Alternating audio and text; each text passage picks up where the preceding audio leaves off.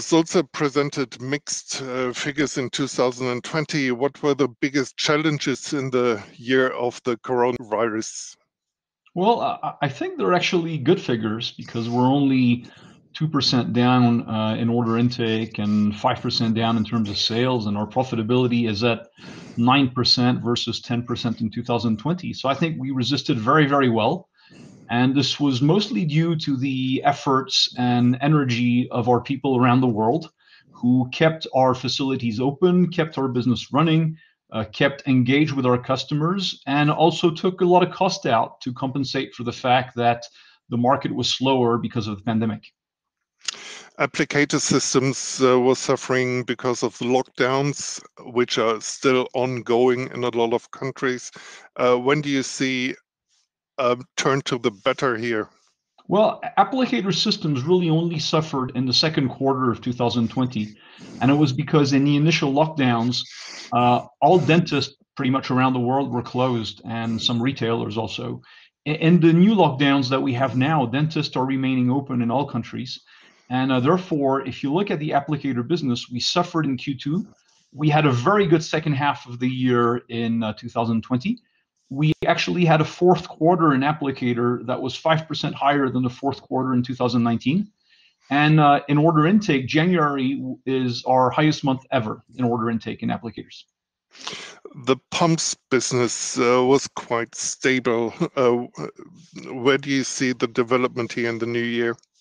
In the water business, we continue to invest in our water business and pumps. We added JWC 2 years ago. We added Nordic Water at the end of 2020, beginning of 2021. And our water business is developing really well. It's infrastructure, municipal water, wastewater, and we believe that business is going to continue growing. In 2021, it'll be the largest business by order intake in our pumps business. In 2020, you booked some costs for restructuring. Do you expect here more in the running year?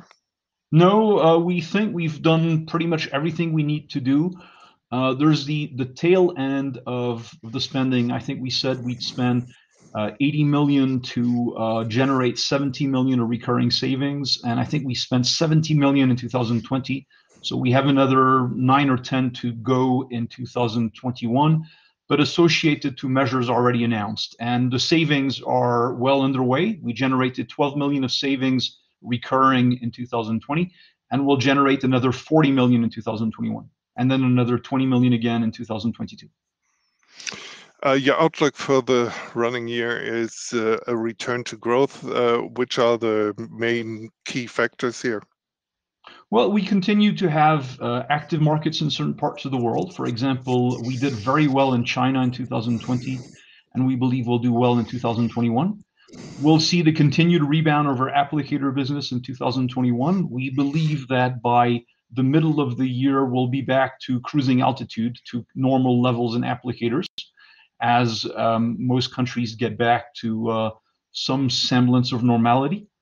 And our Chemtech business, after a slow 2020 because of the pandemic, will also pick up.